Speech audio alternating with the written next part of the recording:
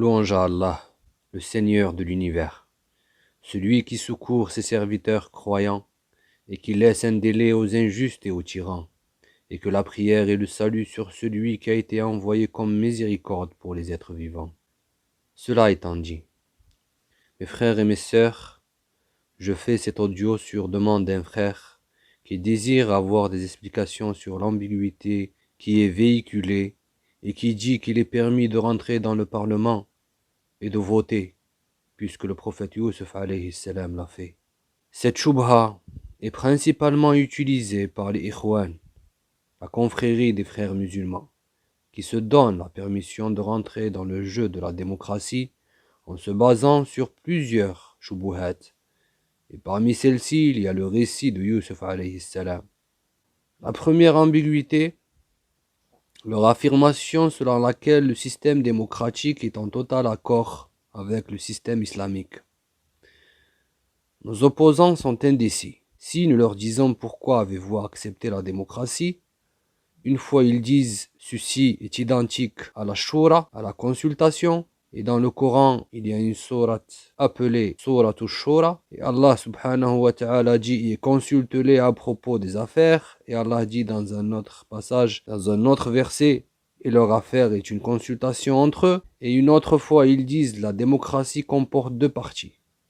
Ils disent une partie qui contredit la législation islamique, et nous mécroyons en cette partie, c'est-à-dire le fait de renvoyer le jugement au peuple et non à Allah.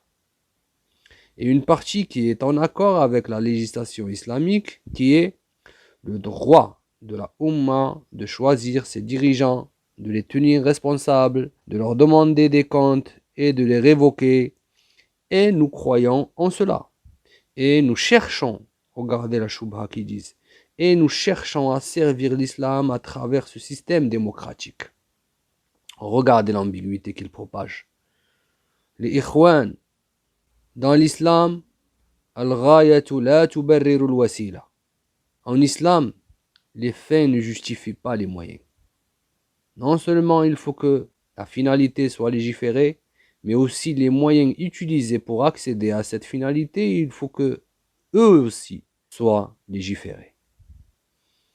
Par ailleurs, ils disent aussi, nous sommes obligés, nous sommes contraints de faire cela.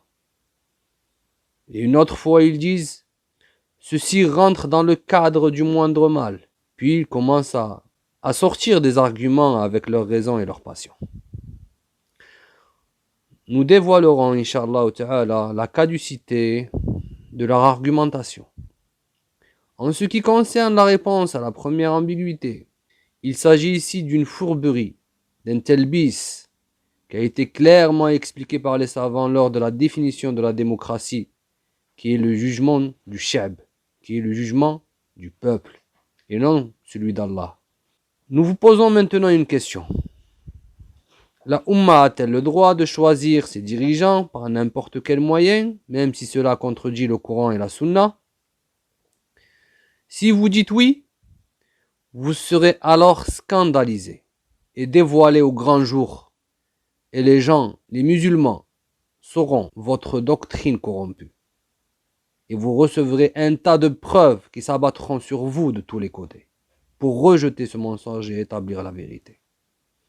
Et si vous dites non, la Ummah n'a pas le droit de choisir ses dirigeants qu'avec une manière légitime, ou du moins d'une manière qui n'est pas interdite dans le Coran, dans la législation islamique, nous vous répondrons alors, notre divergence s'arrête ici.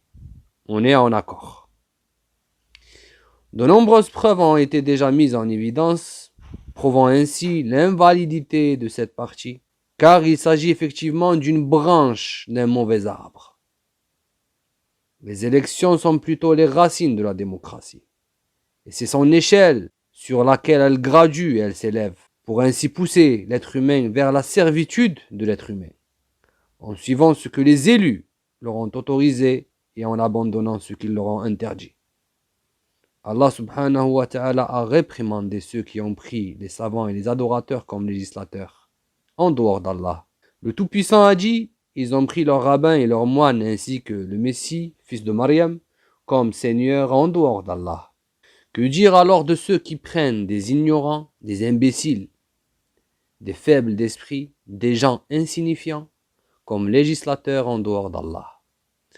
Gloire à toi, ceci est une énorme calomnie. Traiterons-nous les soumis à Allah à la manière des criminels? Qu'avez-vous? Comment jugez-vous? En ce qui concerne l'argument de la contrainte, al-ikrah, que vous avez avancé, nous savons que la contrainte comporte des conditions et des règles. Alors où sont ces conditions? Et où sont ces règles? Il en va de même pour le principe du moindre mal. Avez-vous pris en considération ces règles et ces conditions que les savants ont établies? La deuxième chouba, la deuxième ambiguïté. Votre affirmation selon laquelle le prophète Youssef alayhi salam pratiquait la politique auprès d'un dirigeant mécréant. Et parmi ce que certains ignorants ont avancé pour la permissibilité des élections et du vote, c'est l'entrée du prophète Youssef alayhi salam dans le royaume du roi mécréant pour y travailler. Et cette ambiguïté est à rejeter, et ce à plusieurs égards.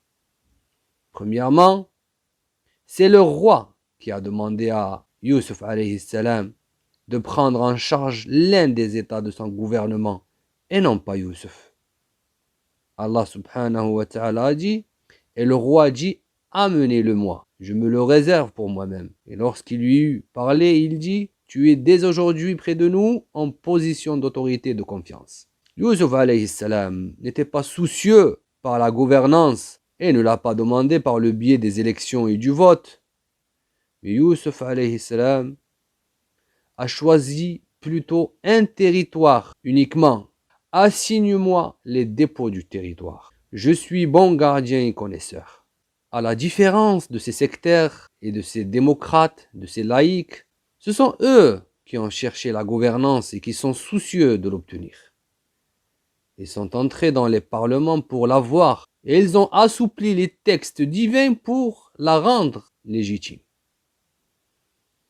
Deuxièmement, sur Qiyas, cette analogie qu'ils font par rapport à l'entrée du prophète Youssef alayhi salam au ministère pour rendre légitime leur entrée au Parlement est une analogie caduque et corrompue, et cela pour deux raisons. La première, le ministère est un pouvoir exécutif et le Parlement est un pouvoir législatif. Il y a une grande différence entre les deux. Cette analogie ne peut pas s'appliquer ici. Comment pouvez-vous mesurer aujourd'hui votre entrée au Parlement par ce que Youssef alayhi salam a fait, alors que l'entité est différente? Soyez donc raisonnable. Youssef alayhi salam était à la tête du ministère. Il était un ministre qui était en charge des dépôts du territoire. Et le ministère était l'autorité exécutive. Quant au conseil législatif, l'autorité législative qui légifère, c'est un conseil qui légifère, qui crée les lois. Et entre ceci et cela, il y a une très grande différence. Donc l'analogie ici est invalide. Elle est non valable. La deuxième, le ministre en charge de la législation démocratique et des autres lois taroutiques, qui juge avec ce que autre qu'Allah a révélé, doit respecter la Constitution et faire serment de s'y conformer, annulant ainsi le principe de al-wala wal-bara, annulant ainsi le principe de l'alliance et du désaveu. Il est donc impératif pour celui qui rentre dans le Parlement de faire serment, de respecter les lois forgées, qui s'opposent aux lois divines. Troisièmement, Youssef alayhi salam a accepté la demande du roi, car ceci lui a été inspiré par le Tout-Puissant, subhanahu wa ta'ala, et non en suivant ses désirs et ses passions. Le très grand, subhanahu wa ta'ala, a dit, ainsi avons-nous affermi l'autorité de Youssef dans ce territoire. Il s'y installait là où il voulait. Nous touchons de notre miséricorde qui nous voulons et ne faisons pas perdre aux hommes de bien le mérite de leur œuvre. Le prophète Youssef alayhi salam est infaillible. tout comme les autres prophètes sont infaillibles. Et ses actes sont exempts d'erreur. La question que nous vous posons maintenant, et à ceux qui appellent au vote et aux élections, êtes-vous infaillible comme Yusuf alayhi salam? Recevez-vous la révélation du Tout-Puissant pour légiférer en dehors de lui? Subhanahu wa ta'ala amma tasifun.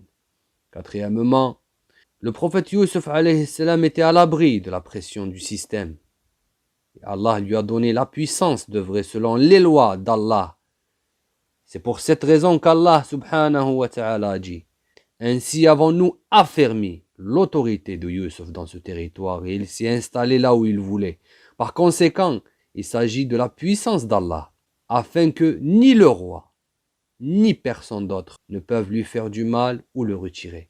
Parce qu'il est habilité, il est envoyé par Allah, avec la parole d'Allah. Ainsi, le roi ne peut pas, à ce moment-là, l'isoler ou lui faire du mal, même s'il désobéit à son commandement, même s'il désobéit à son jugement, même s'il contredit ses ordres et ses directives. Ceux qui veulent rentrer dans le jeu de la démocratie et du vote, sont-ils donc capables de faire ce que Yusuf alayhi salam a fait? Est-ce qu'ils sont dans la même situation de Yusuf alayhi salam? C'est Allah, exalté soit-il, qui a donné l'autorité à Yusuf.